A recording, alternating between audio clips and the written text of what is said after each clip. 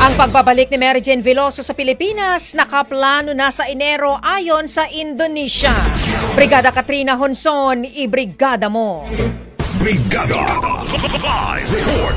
Plano ng Indonesia na ibalik ang mga bilanggo mula sa Australia, France at Pilipinas bago matapos ang taon, kabilang na si Mary Jane Veloso. Ito ay matapos sa parabuhan ni Pangulong Prabowo sa Biento. Kung maalala, si Mary Jane ay nailigtas mula sa pagbitay noong 2015. Ayon kay Indonesia Senior Minister Yusril Iza Mahendra, ang paglilipat kay Veloso ay bahagi ng plano ng Indonesia na ibalik ang mga bilanggo sa kanilang mga bansa upang tapusin ang kanilang mga parusa.